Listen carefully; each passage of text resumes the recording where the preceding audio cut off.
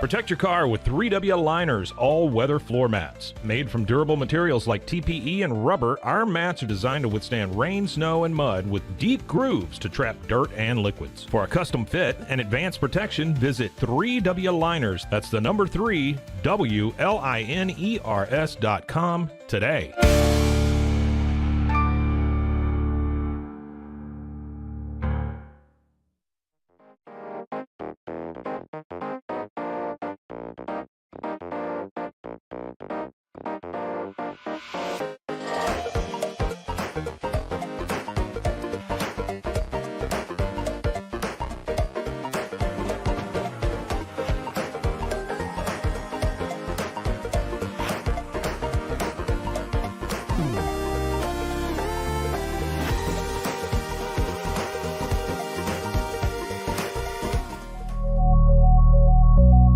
At Acasis, innovation drives us. Since 2008, we've been creating cutting-edge technology products that make your life easier. With a focus on performance, design, and customer service, we're here to help you work smarter, not harder. Join us on our journey to simplify your world. Visit Acasis.com today. That's ACASIS.com today.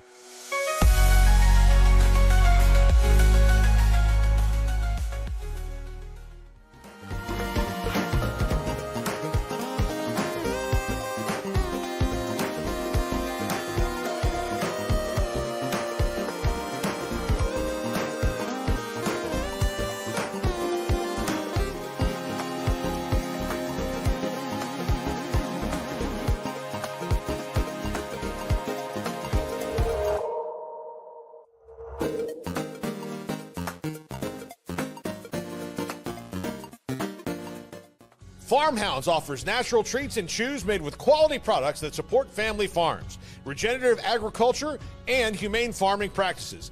Give your dog the best with wholesome, organic ingredients that promote health and happiness. Shop now at farmhounds.com.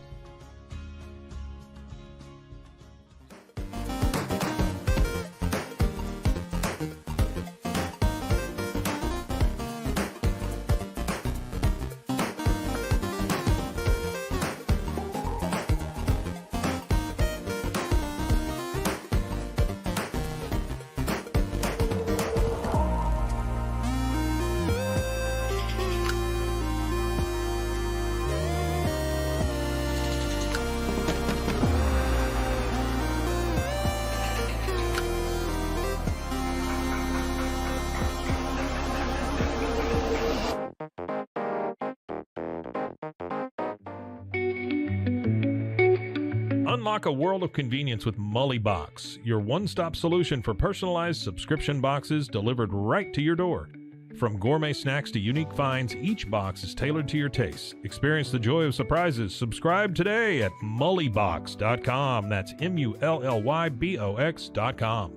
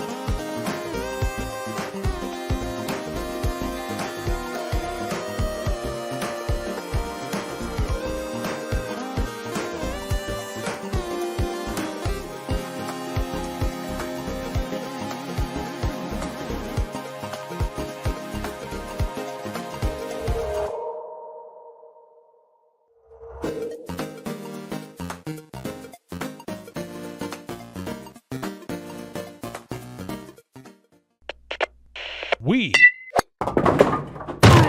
are Rogue Media Sports.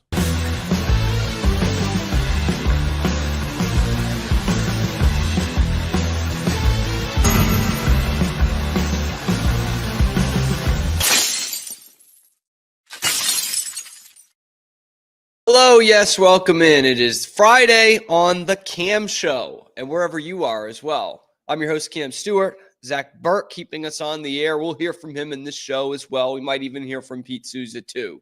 Boy, is it a loaded Friday. The Friday before the Super Bowl. And to be honest with you guys, I just don't really give a shit about the Super Bowl. Or maybe I got too much Boston in me. Maybe that's it. But like, I don't know. It's two great teams. It's obviously a great dynasty in the Chiefs, already a dynasty looking to add to it. And shit, man, if the Eagles win the Super Bowl, that's two with two different quarterbacks in the last, 7 or 8 years. And that's not a dynasty or anything, but they've been a pretty damn good franchise in that time and have drafted and developed a quarterback that they've now appeared in 2 Super Bowls with. If they win one, I mean, that's a pretty good mark. I mean, if the Chiefs are the gold standard of the NFL, then the Eagles are certainly the silver standard, man. They're right there in that same amount of time. So I know there's all kinds of storylines with it. I know it's probably going to be, Travis Kelce's last game, and we'll see plenty of Taylor Swift and Mahomes' legacy and coming down on Brady. But dude, I don't know. I've never felt more like old man yells at cloud in my life. I'll watch it. It's the Super Bowl. I'll watch it, right? But we're not doing a party this year, so it's going to be pretty low key. You're just going to kind of have the game on. I don't know. It just doesn't do a ton for me. And I know, if I talked to Pete about this, he would tell me how much of a loser I am because of it and this, that, and the other, and how I'm missing history and all this great shit. But it's like, man, I do just want a little something else. I want an underdog story, and neither of these feel like underdogs. Of course, the Chiefs don't. And even though the Eagles are like literal underdogs, they're not favorites to win this game. They've been so good too. They just made the Super Bowl a couple years ago. They just won one a couple more years ago. It's like, that's why we wanted Washington. That's why we wanted Buffalo, man. It's just few and far between these days, it feels like, where you have a team that hadn't been there in a while, right? The last 2 teams that lost to the Chiefs, obviously the Eagles and the 49ers, they'd both been in recent memory. You kind of have the Bengals being the only one of recent times that hadn't been there in a while. Like literally, I mean, when was the last time it had been a while? Had been more than a decade since that team had been there. The Falcons? I guess the Rams after that, but Rams don't have any fans. Falcons don't have many more, but yeah, the Falcons or the Eagles, the time they won it. Like that's 8 years ago. We're going back to find a team that's like, oh, they haven't been there in a while. I'll go and root for them.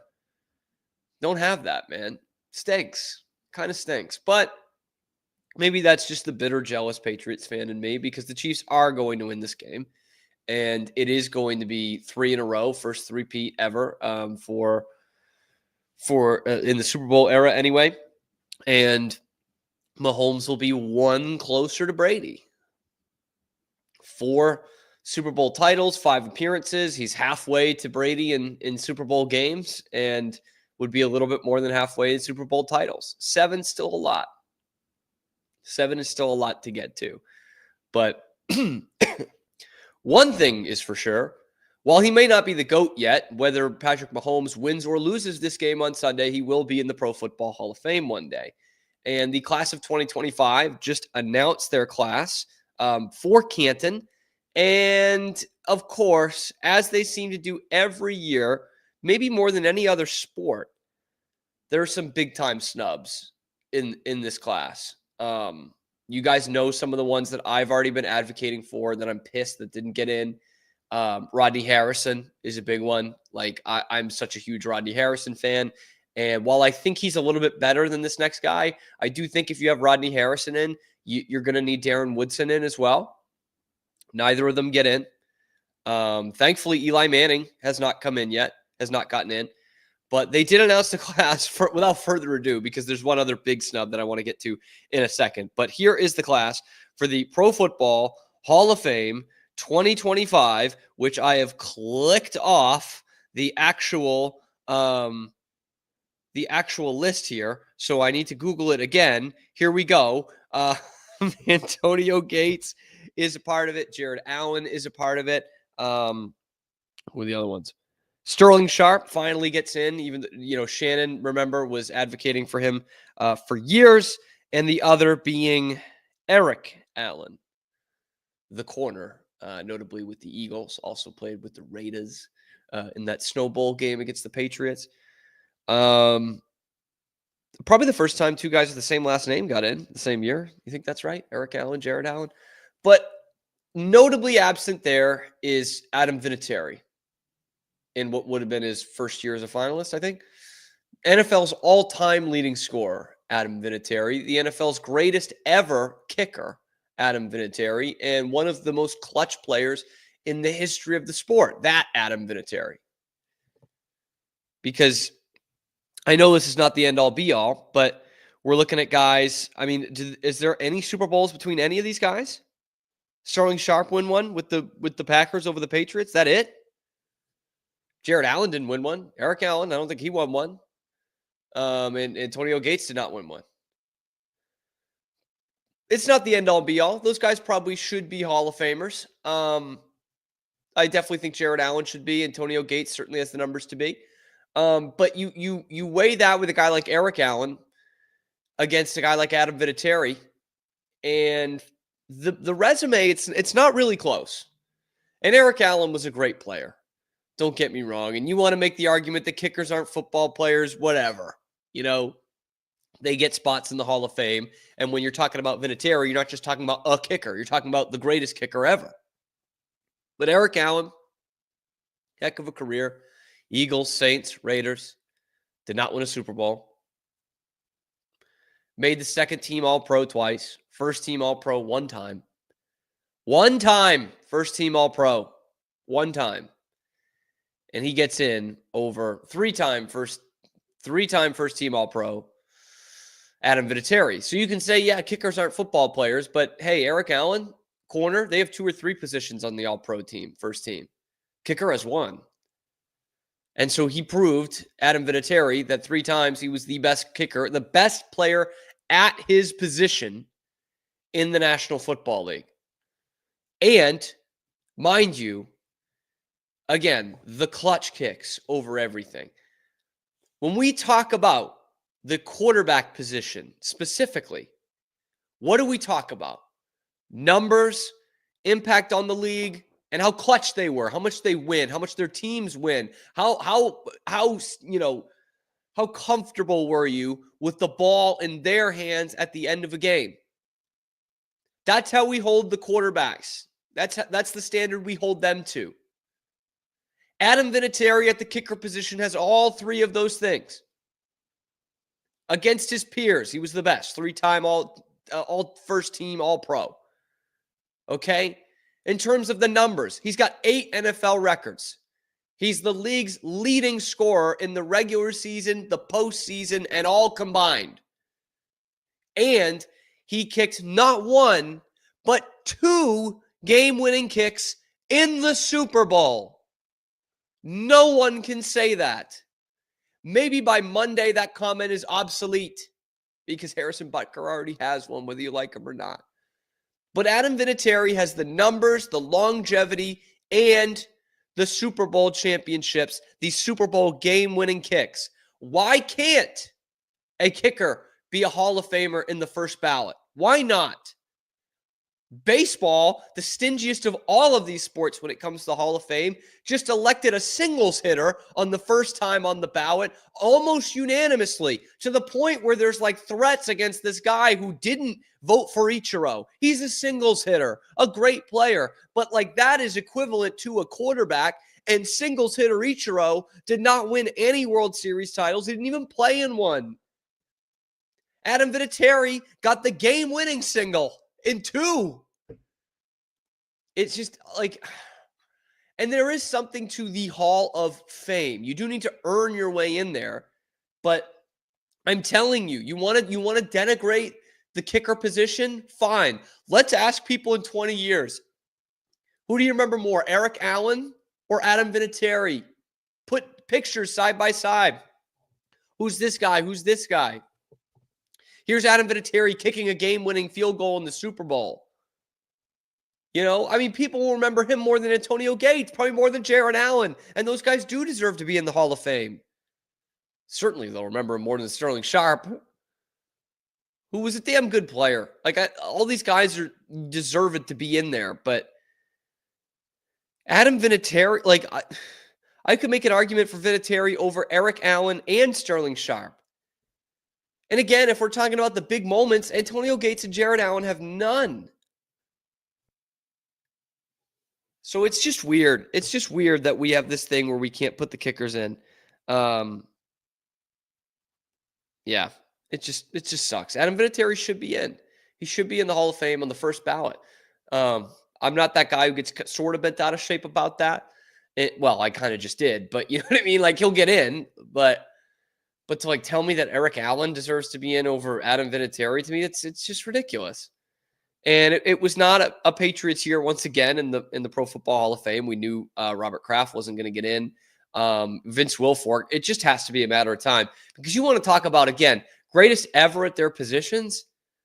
Name me 3 nose tackles in NFL history better than Vince Wilfork. I'll wait. Okay? Or you want to go to the safety position? You know, name me 8 or 10 guys better than Rodney Harrison. I'll wait. And I'm not saying Rodney Harrison should get in on the first ballot. Certainly he didn't do that. He's been a finalist a couple of times. But you're telling me that guy's not a Hall of Famer? Tell me Darren Woodson's not a Hall of Famer? They've been on the ballot for years and years and years. Go ask anyone who Rodney Harrison played against. Get past the first 2 minutes of them saying, oh, he's dirty and this and that. And then ask him, yeah, but was he a hell of a football player? They'll tell you, yeah, that guy should be in the Hall of Fame. Ask anyone he played with. Because I know this is I'm going to get kind of Patriot schmaltzy here a little bit, but something that really impresses the shit out of me when it comes to Rodney Harrison is the fact that here was a guy who was Collinsworth. Here's a guy who came in who had already played 10 years in the league, right? He was already an all-pro, Pro Bowl kind of player, one of the most feared in the league and all that, a guy that you would hate to play against but love to have on your team. And he comes into a team in the Patriots that had already won a Super Bowl, that was already establishing their foundation, already had their leadership, right? Brady, Bruschi, McGinnis, Law, Malloy, obviously Belichick, Matt Light, these kinds of guys, Joe Andruzzi. And he comes in there, and within his first few months on the team, he's elected team captain. And he sets an example, and he becomes one of the faces of the early dynasty. And so, again, we talk about the things that get you in the Hall of Fame. The numbers, tough to find safeties with better numbers than Rodney Harrison. You want to find a safety with more postseason interceptions, more postseason sacks, good luck. You can't do it. He's the most sacks by a defensive back in the history of the league. And maybe more suspensions, too. Or fines. He didn't really suspend very much. More sacks than any defensive back in the history of the league. And oh, yeah, he did also win 2 Super Bowls.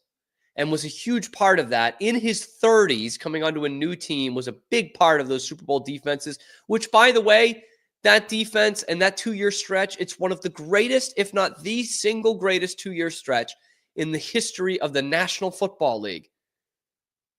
Genuinely, man. 21 straight wins mixed in there, and back-to-back 17-2 seasons. Let's do the math there. That's 34-4 in 2 seasons. That's unfathomable most of the time. Even for this Chiefs team, that's pretty tough. Although they'll get pretty close, won't they?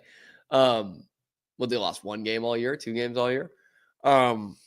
It's just, we're talking like all these Chiefs guys of any note, they're going to be Hall of Famers, right? And we'll see kind of how their careers develop down the line, whether some of these young guys like a McDuffie, a Trent McDuffie or someone still is at that point. But like Mahomes and Travis Kelce and, Chris Jones will get some consideration. Joe Tooney is about to win his 5th Super Bowl. They'll get some consideration. And so it's so easy to point to these great dynasties and just say, put all of them in. Lord knows they did it with the Steelers. Lord knows they did it with the 49ers. They did it with the Cowboys. And yet we're cherry picking. We're not putting Vince Wilfork in yet. He's probably the best nose tackle ever. We're not putting Rodney Harrison in after all these years. One of the 8 or 10 greatest safeties ever to play. And like, why are we doing that? Why are we doing that? Adam Vinatieri, the top 1 kicker in the history of football. You know, Morton Anderson is close to him in points, but like, then you factor in the Super Bowls. Adam Vinatieri has probably the most Hall of Fame resume of any finalist this year for the Pro Football Hall of Fame. Most Hall of Fame resume. To me, it's really no doubt. Genuinely, no doubt. I was also happy to see Eli Manning has not gotten in yet. And that's not just because I'm a bitter Patriots fan, although then, you know, that might play some subconscious there. But Eli Manning is going to get in someday, but he's just not a Hall of Famer. He's just not, dude. Like, I'm sorry. And people will point to, oh, his numbers are better than Joe Namath. Yeah. Totally different era. Like, yeah, we think of Bob Greasy as a bum now. He's in the Hall of Fame. But like, the eras are not comparable. Let's look at within his era. And I say this for all sports Hall of Fames. How often was he a top 5 player at his position in his era?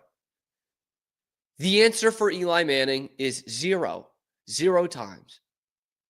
He was never a top 5 quarterback in his era. Never. Doesn't mean he wasn't good. He's fine quarterback.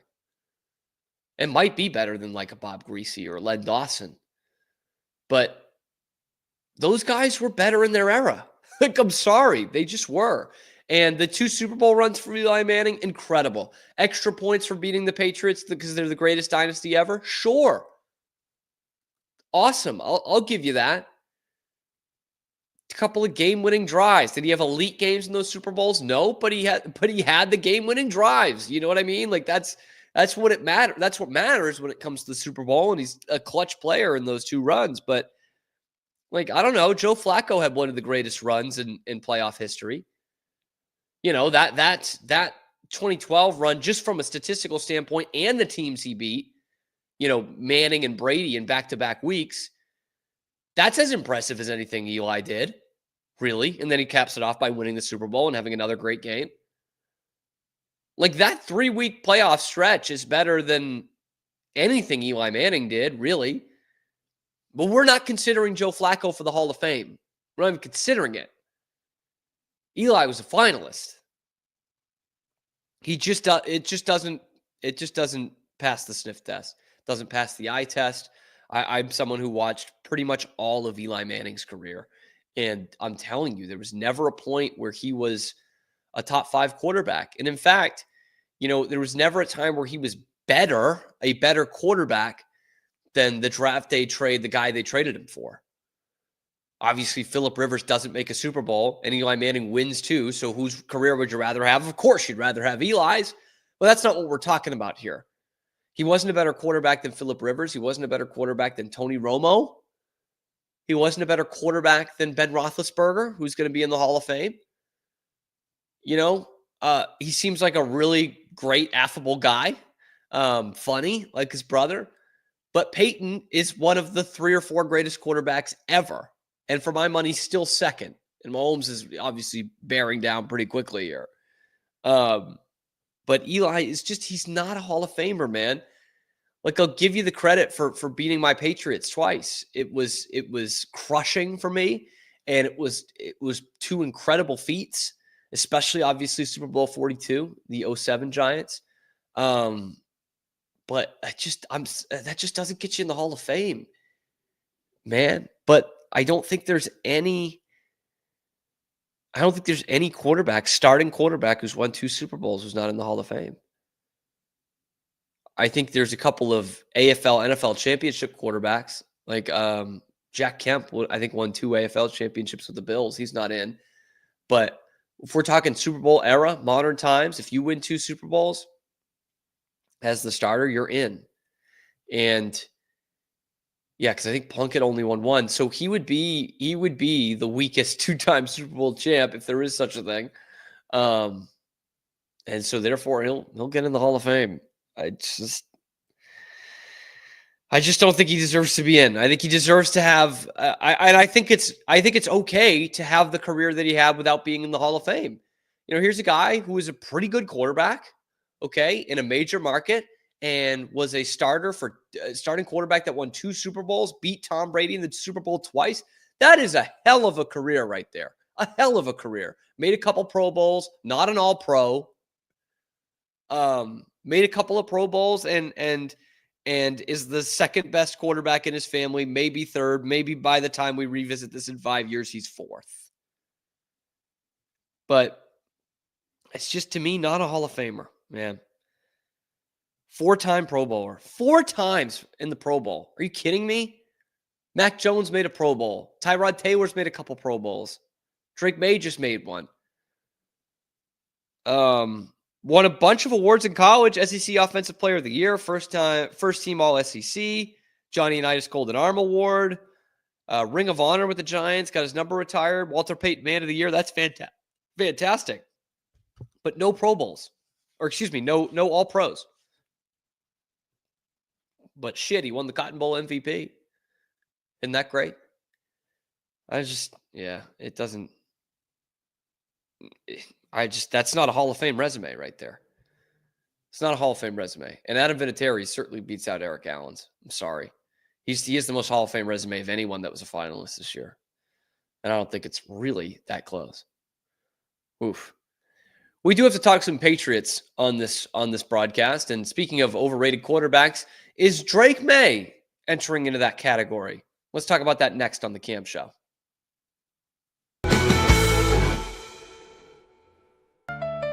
Protect your car with 3W Liners all-weather floor mats. Made from durable materials like TPE and rubber, our mats are designed to withstand rain, snow, and mud with deep grooves to trap dirt and liquids. For a custom fit and advanced protection, visit 3W Liners. That's the number 3, WLINERS.com today.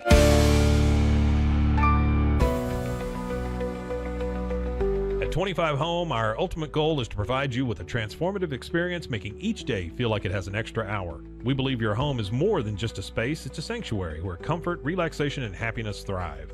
Discover the difference at 25 Home today. Shop now at 25home.com. I need to get real excited. Sure. Okay. Hello everyone, my name is Sheridan Vasquez. And this is Sheridan Soundcheck Sessions. And I will be interviewing some of your favorite musicians and maybe some you've never heard before. Join me on Sheridan Soundcheck Sessions for something new every time. You can find Sheridan Soundcheck Sessions anywhere you get your podcasts or at roguemediamusic.com. Yeehaw. And keep the music playing. There you go. Yeah. That's all we need. Yeah.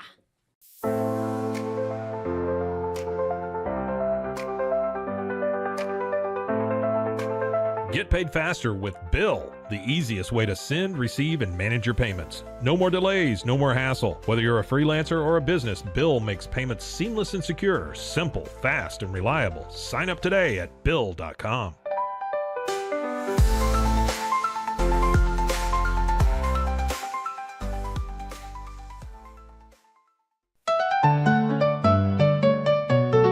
Want to turn your passion into profit? With Blogify, creating a blog has never been easier.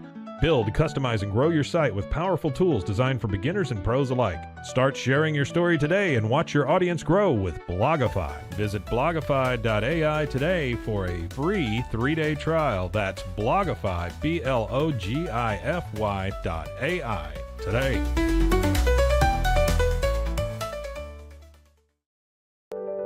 Overwhelmed by your inbox? Clean Email is here to help. Organize, clean, and manage your emails with powerful automation tools. Say goodbye to spam and clutter and enjoy a stress-free inbox. Try Clean Email today at cleanemail.com. That's CLEAN email.com. Stay connected no matter where you are with eSIMX. Say goodbye to expensive roaming charges and physical SIM cards. With access to over 200 global carriers, we make mobile connectivity seamless and affordable for travelers worldwide. Join the future of communication today at esimx.com. That's ESIMX.com. Farmhounds offers natural treats and chews made with quality products that support family farms, regenerative agriculture, and humane farming practices. Give your dog the best with wholesome, organic ingredients that promote health and happiness. Shop now at farmhounds.com.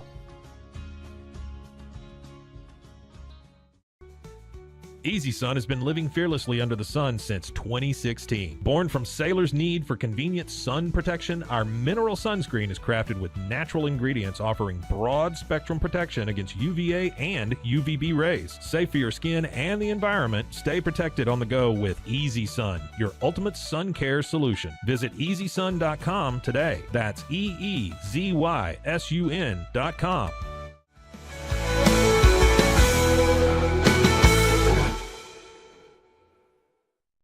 Welcome back. It is the Cam Show on Rogue Media Sports Network, high noon Eastern time, every weekday, coming to you live on YouTube and then wherever you get your podcasts. I'm Cam Stewart, Zach Burke, keeping us on the air. We talked a little football. We talked Pro Football Hall of Fame in the first segment, and there's all kinds of Hall of Famers hanging around Super Bowl week. I love this week in radio. I do love making fun of it because these shows that some of them are pretty good and don't just overload it with guests, are like, doesn't matter where we are, what market we're in, we've got to go to the Super Bowl and go on Radio Row and just chock it full of guests. You know, I think just the Sports Hub. I don't even know if EEI went down there. The Sports Hub's down there and they're just like overloading it with all these just talking heads. Patriots aren't anywhere close. Some of our friends from Waco, Texas, are for some reason at the Super Bowl, just having people on just to have them on. And so I find that really fascinating. Some of these shows just get tanked because nobody cares. Nobody cares what Dan Marino is hawking. You know, nobody cares what Michael Irvin has to say down there. You know what I mean? Like, it's just all this crap. We talked about it the other day with Malcolm Butler going on Felger and Maz. But one thing I have noticed from the Super Bowl week this week in Radio Row is all these guys, these talking heads, former players, analysts, former quarterbacks specifically, talking about how much they love Drake May. You know, on all these Boston shows, I've seen it with Marino and Kurt Warner, Dan Orlovsky, who I actually really like Dan Orlovsky, by the way. I know he gets a lot of shit. I like Dan Orlovsky. And they're all sitting up there talking about how great Drake May is. Raving about him, how he is obviously the face of the franchise, the future of the franchise. And we know that Drake has been down in New Orleans this week. He was down at the Pro Bowl last week, recruiting some players, telling them how great it is in New England. And certainly the Patriots need that. Okay, the Patriots need that. It's not a great free agent destination, no matter the cap space. And Drake May is going to be a huge selling point. It was for the coaching staff. They basically said as much. For Mike Vrabel, you think he really wanted to come to the Patriots if Bailey Zappi was the quarterback and you had to pick one at 4? Ooh, yeesh. This is such a bad draft class. Like, it wasn't even that attractive for the Raiders to hire a coach. Even with a top 5 pick, like, who are they going to even select a quarterback, you know? But anyway, I hear all these guys raving and raving about Drake May, which I did all season long, but it's gotten to the point now where, you know, absence is going to make the heart grow fonder. And is it a case where now we are overhyping Drake May? Because he showed certainly tons of flashes in that rookie year, but finishes with, you know, a respectable, pedestrian, but respectable 2,200 yards, 15 touchdowns to 10 interceptions in 10 games? Is that right? 10 games sounds right. 13. Oof. What he appeared in 1 or 2 of them. So 12 games we'll give him. And those are good numbers, actually, for as bad as the Patriots were. And that's something we need to take into account here. There's a guy who's picked in the top 5, okay? The team sucks. They really suck. Very rarely do you get picked in the top 5 and do anything your rookie year. Like Jayden Daniels, that's an anomaly, okay? And you look at this, just god-awful receiver room. Nobody can get open. And I think what it does need to be remembered about the 10 picks is very few of them were like really bad decisions. There's a couple where, the receiver doesn't turn their head, or, tip balls, or things like Kayshon Boutte gave a pick away in one of those games where he gets hit in the hands, tips it twice right into someone else's hands. Like, there is something of that to be taken into account, but there's going to need to be a big statistical jump in year 2. And that's not always a given. In fact, you look at the numbers here, and I'm thinking back to quarterbacks who, were picked very high, top 5, top 10. They had bad rosters, bad teams their first year, had some decent numbers the way Drake May did, and then the hype follows them. And sometimes it doesn't always pan out. Trevor Lawrence was one that came to mind, but one that I found very interesting,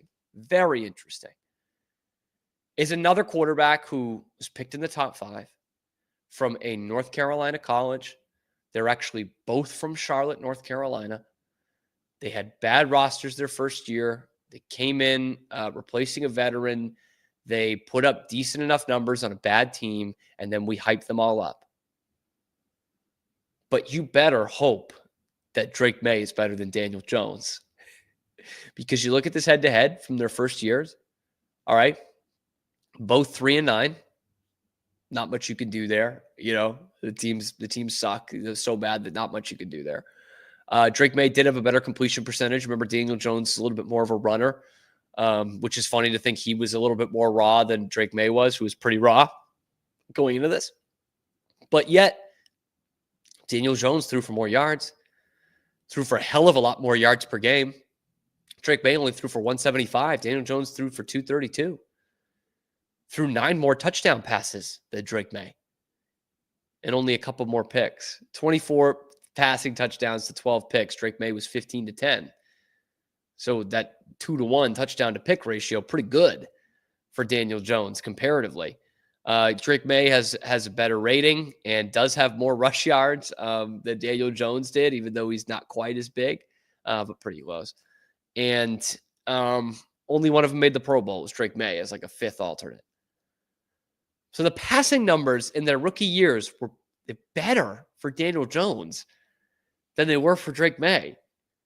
That doesn't seem like it should be right? And it shouldn't be. Drake May should be better overall than Daniel Jones, what Daniel Jones has become. I mean, Daniel Jones is barely in the league right now. I mean, he was like a taxi squad guy for the Vikings the back half of this year. So it shouldn't be close. Like, Drake May should be a franchise quarterback, but all I'm telling you is that's what they thought about Daniel Jones as well. And they might have been right in thinking about that when you compare these numbers, man. But that's what they thought as well. And this is where it becomes very important that you make that correct hire at offensive coordinator. And because I tried to do the Drake May, Trevor Lawrence thing, by the way, but it is tough because Trevor played all 17 games, and honestly, Drake May had better numbers, which is funny. Yeah, he had more touchdowns, he had less picks, more rushing yards, but it is kind of, a lot of it's tough to compare because it's 17 games versus 13. But this is why this Josh McDaniels hire has to be so important, which is a hire that I did listen to the Dan Orlovsky one. I didn't listen too much to a lot of the others. Just what they had to say about Drake May. But Dan Orlovsky talked about how he actually thinks that Josh McDaniels is archaic. He doesn't think there's enough pre-snap motion. It's just not the league in 2025. To which I say, man, I've said it before, Josh McDaniels is a student. Like, truly. He's changed his game so many times. Like, I wouldn't put it past him whatsoever to change more of the pre-snap motion and things like that. So I'm not worried about Drake May learning under Josh McDaniels the second year. If we look at Mac Jones, he was learning under Matt Patricia the second year, which, by the way, Matt Patricia had a lot of fun with that with the Barstool guys down in New Orleans. He's like, Dave asked him, Portnoy asked him right away, like, hey, what happened to that time you were the offensive coordinator for the Patriots? What the hell was that? And he was just like, yeah, you kind of thought, what are we doing here? Patricia had no idea why he was doing that. Anyway, I don't think he's getting overhyped. I don't, because I truly believe in him. And I think what we saw from him in this year is more promising even than what we saw from Daniel Jones. And it does in his rookie year. And you do have to remember that the next year, Daniel Jones had him in the playoffs pretty soon thereafter. And he did win a playoff game 2 years ago with the Giants. So it wasn't that long ago. So it's not like he was a complete waste the whole time, but certainly busted pretty quickly thereafter. Drake May, I just think there is something different about him. And I do think you're hearing more from people around the players around the league and coaches around the league after they go up against them this year. Sean McVay was raving about the kid. The best offensive mind in football is raving about Drake May after their game against the Rams. So I do think it's different. I don't want to say this kid's going to be Daniel Jones, but maybe the public school in Charlotte will beat out the private school in Charlotte on that one. But it's just, I always get really not concerned, but, wary, so to speak, of the hype that quarterbacks get after the season. Because as good as I thought Drake May played, for the next 6 months, we're not going to see him play a football game. And everyone's going to watch the highlights. And they're going to remember the highlights. They're not going to remember necessarily how bad this team was, how bad his receiver room was, how rough it did look at times towards the beginning for Drake May after that first game. He had some clunkers in there. But for the most part, he came out of the game pretty confident. And you were confident when he had the ball in his hands at the end of the game. Going back to Tennessee, forcing that game into overtime, that incredible drive at the end, that incredible last second play. Like, this kid, there's a lot to be excited about, but I just hope that this isn't like what Nick Saban calls the rat poison. And he just hears about how great he is the whole offseason. I think the kid's got his head screwed on right, and he's going to have a quarterback the quarterback is going to have a head coach who's probably not going to let him know how great he is all the time. I think that's where Mike Vrabel comes into play and is a crucial play for Drake May in his second year. I can't wait. I can't wait to see it. I really can't. But I just don't want this to become, Drake May is the second coming. He's as good as this guy, and he's going to be the next Mahomes. And he listens to that kind of all year long, off season long. I don't want that. But I do think he's pretty good. So to answer the question that I posed at the beginning, is Drake May getting overhyped at this point? No, but be wary of it. Just keep an eye on it. No, I think he is that good, but keep an eye on it. Do that for me. Coming up next, we're going to talk a little Bruins and a narrative that I heard yesterday that I just couldn't quite believe when I heard it about this current Bruins team and how it relates to the trading deadline. That's coming up next on The Cam Show. Dive into adventure with Scuba.com, your ultimate destination for top-tier scuba and snorkeling gear. With over 20 years of experience, our expert staff, who've dived everywhere from the Galapagos to the Maldives, provides personalized advice to help you find the perfect gear for any underwater journey. Shop leading brands like GoPro, Aqualung, and Scuba Pro. Whether you're a beginner or a pro, trust Scuba.com for the best in diving equipment and expert guidance. Explore now at Scuba.com. That's SCUBA.com. Scuba.com. BizChair.com, your one-stop shop for premium commercial furniture that blends quality with affordability. From ergonomic office chairs to durable restaurant seating, we cater to diverse industries including corporate, medical, hospitality, and education. With over 20 years of experience, we offer fast shipping, exceptional customer support, and furniture solutions that stand up to high-traffic environment. Elevate your space with BizChair's vast selection of stylish, reliable, and cost-effective furniture. Visit us today at BizChair.com to transform your business.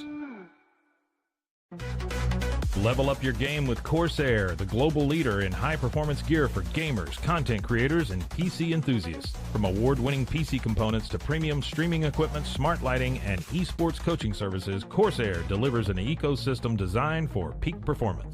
Whether you're a casual gamer or a pro, alleviate your setup with Corsair. Shop now at Corsair.com. That's Corsair.com. Corsair. At Mitzi, we believe the right light can transform any space. Born from a third-generation lighting family, we craft beautifully designed, premium lighting that's made to be affordable. Inspired by Grandma Mitzi's eclectic style, we're on a mission to make high-quality lighting accessible to all. Whether you're updating your space or adding a unique fixture, Mitzi has the perfect design for you. Beautiful, well-made lighting without the high price tag. Discover your perfect light at Mitzi.com. That's MITZI.com. Mitzi. Founded in 1910, Samsonite is the world leader in durable, high-quality luggage and travel accessories. Made to the highest standards, our products won't let you down. We give you the confidence to get out there and explore. Inspired by the past, devoted to the present, and built to inspire a multi-generational future, Samsonite is here to elevate your journey.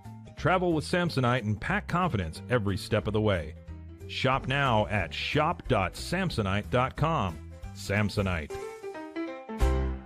The grinder mentality that Randy and Brent Habert built into 44 Pro runs deep within our team. Every member shares a passion for the craft, the game, and most importantly, the player. When you step onto the field with a 44 Pro custom glove, you'll feel the difference. It's not just a glove, it's a 44 Pro. Crafted with dedication, made for performance, and built to last. Get your custom glove today at 44pro.com and experience the 44 Pro difference. That's 44pro.com, 44 Pro.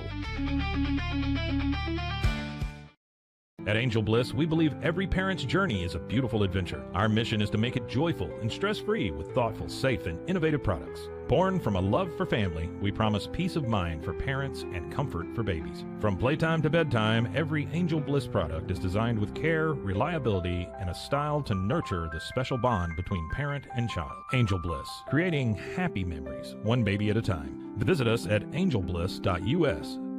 Angel Bliss.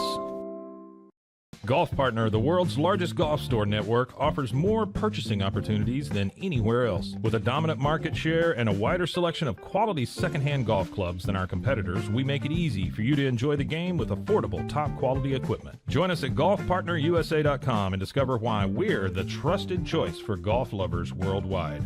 That's GOLFPARTNERUSA.com. Golf Partner.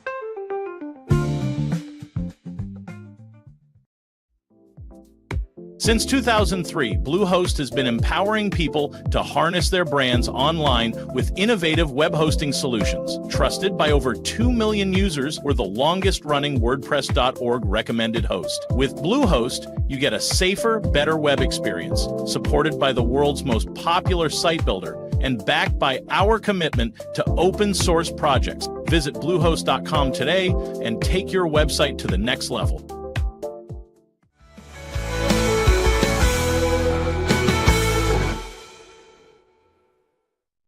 Welcome back to the Cam Show, rounding things out here on a Friday before a Super Bowl weekend.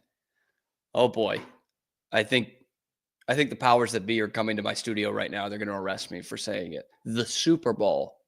Shh, don't tell anyone. The Super Bowl. The big game this weekend.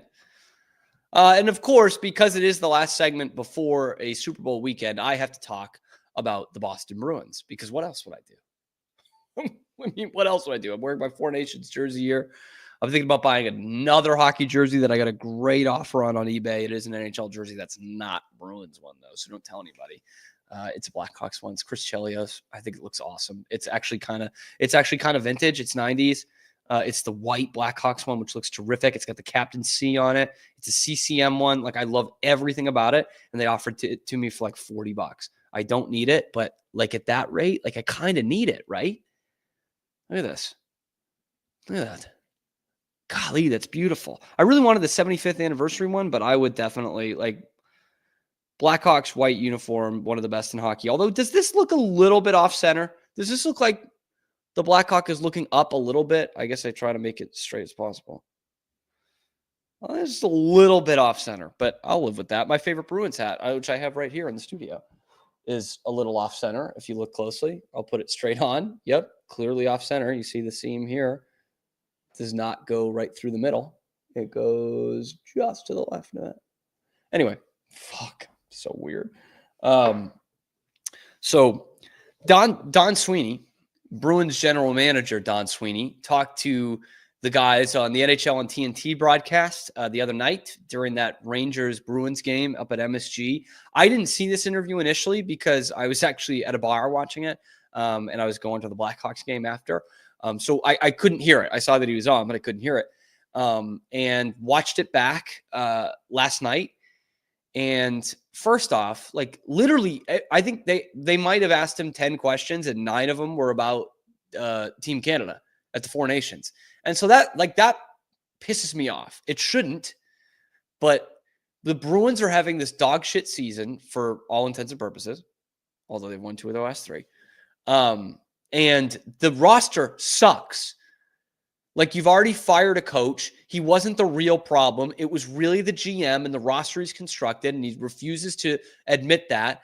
And he didn't do anything to make them better this year, and they have no draft capital. They have no farm system. They have no prospect pool. So it's going to get worse before it gets better. Like, this is the GM's fault. I think the GM should be fired. I think they should move in a different direction. And yet this whole time, he's assembling the enemy. He's assembling Team Canada because he went to Harvard. So he just gets to build hockey teams. Doesn't build the Bruins very well, which bodes well for the U.S. in the Four Nations tournament. I'll take Billy Guerin, man. Yeah. But, like, that's what I hate. Like, I get it. It's unreasonable. The guy should be able to do it. It shouldn't take away too much from his time running the Bruins. But it's a bad look when things are going this poorly and all of a sudden, you know, you get reminded that, oh, yeah, for the last, 6 months, this guy has been building Team Canada before this Four Nations tournament. So that part bugs me. And then Brian Boucher, a good New Englander from Woonsocket, Rhode Island, throws in the question there about the Bruins and the trade deadline. And Don Sweeney gives kind of a typical, just regular vanilla Don Sweeney, Boston Bruins front office management answer. This is from Ty Anderson, who did the transcript of it. It's been a little unique for us this year, getting out of the gate not as fast as we would have liked, so we're in the middle of things, whatever the fuck that means.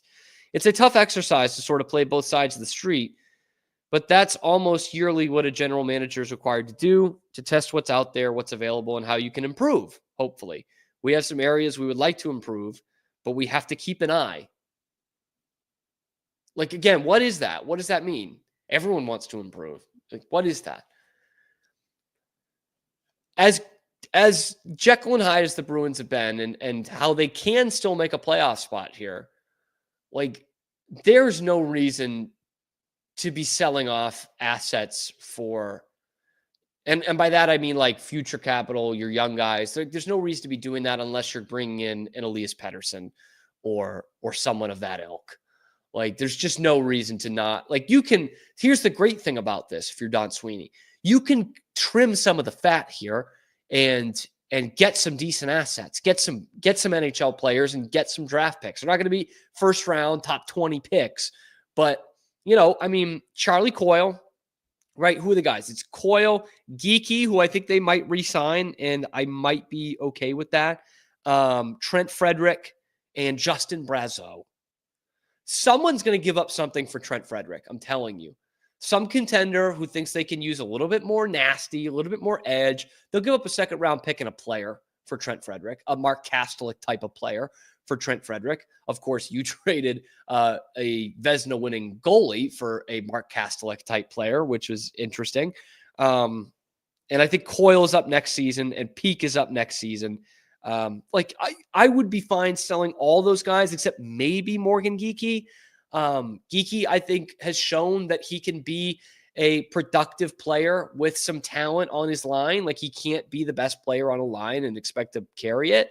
He's not a first line player, which is what he's been playing on. And he certainly looks a lot better playing alongside David Pastrnak, but like, he could be a decent player. He can be in the future a Michael Ryder kind of player for you, I think.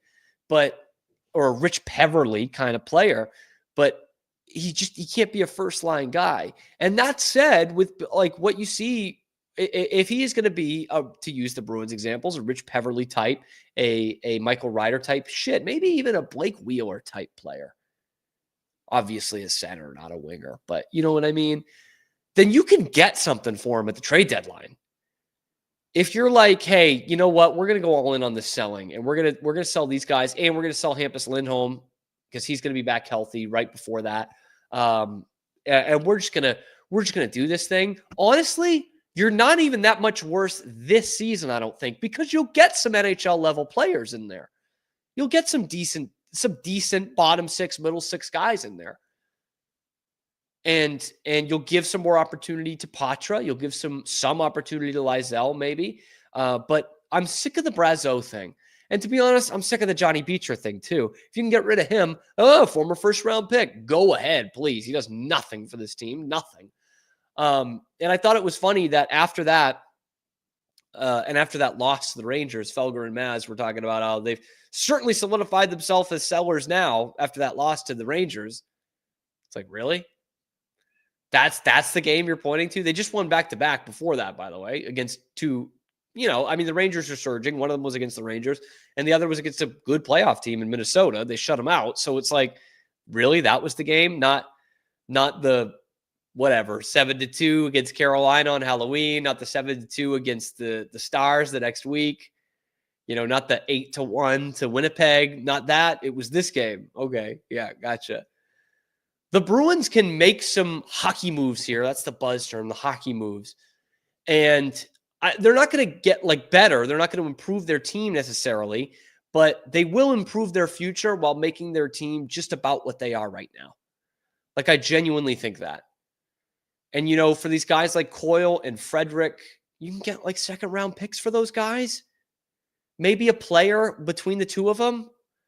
And, Brazeau, you get a bottom six guy or maybe a third round pick. I'm taking that. Thank you. Hampus Lindholm, man. You get the right sucker, you might be able to get a first round pick for him with how cap friendly his deal is and how effective he was at the beginning of this year and how great he was in 21-22, 22-23. Two-way defenseman, a lot of offensive skill, can play on the power play. Good cap hit. You can maybe get a first round pick for him. You can get a decent player for him. The Bruins need to be sellers, but it's not like this is actually a good opportunity for them. They can be sellers and not have to strip this thing all the way down to the bone and completely bottom out. They can be sellers and be just as good as they are right now. I definitely see a way for that to be.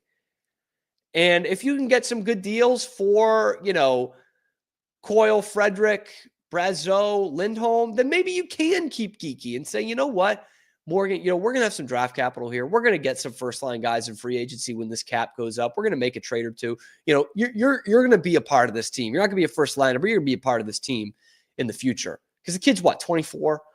He can give you something. He's not fucking David Krejci, but he can give you something.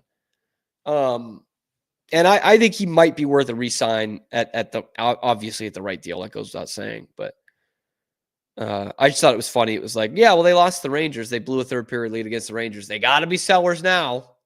It's like, what were they before? They're not buyers. This team is not buying.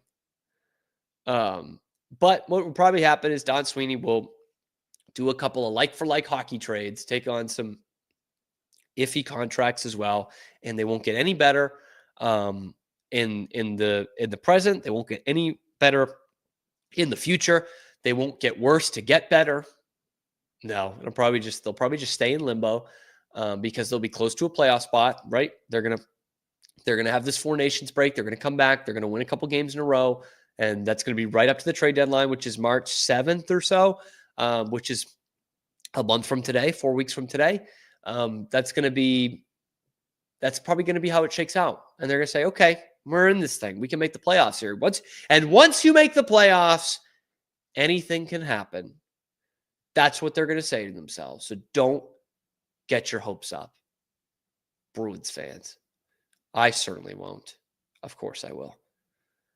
Celtics lost to the Mavs last night, by the way. It's the first time that Kyrie's won in the Garden since stomping on Lucky. That dick. And then he throws in some smug comment about Klay Thompson's comfortable in this building. It's like, I don't really remember Klay having a great 2022 NBA Finals, but whatever. They did win. His team did win.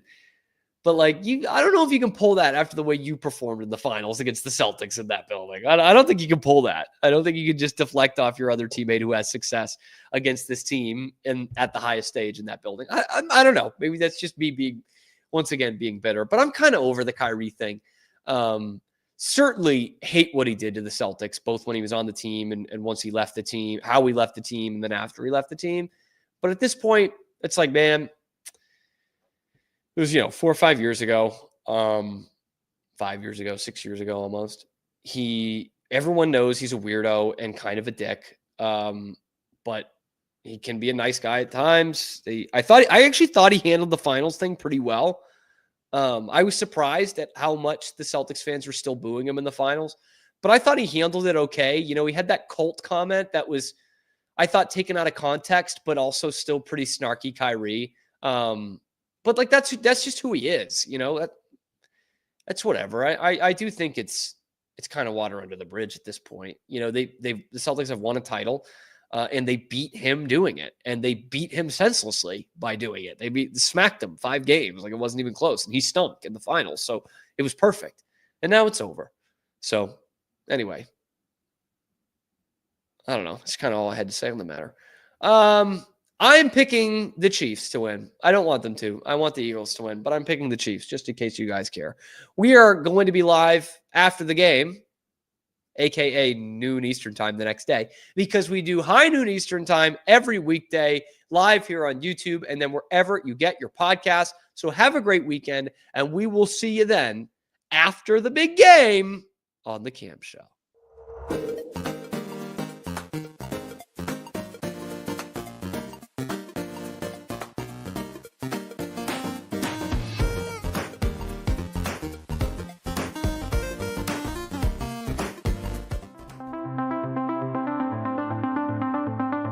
Transform your workspace with Hanomi Ergonomics. From adjustable chairs to standing desks, we provide solutions for comfort and productivity, whether at home or in the office. Improve your posture, reduce strain, and work smarter. Visit us at hanomi.co today. That's HINOMI.co today.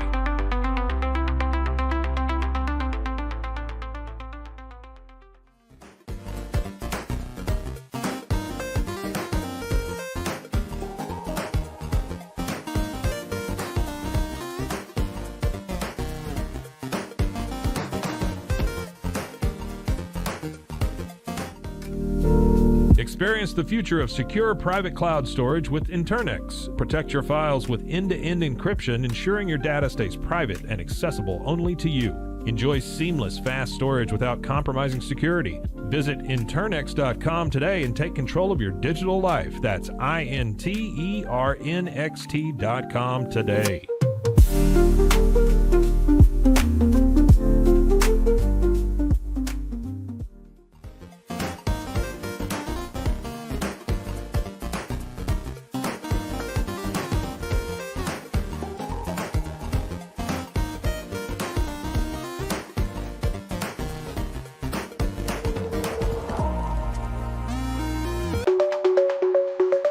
Protect your online privacy with NordVPN. Browse securely, access content from anywhere, and keep your data safe with military-grade encryption. Whether at home or on the go, NordVPN ensures your digital freedom. Stay secure. Download NordVPN today at nordvpn.com. That's NORDVPN.com.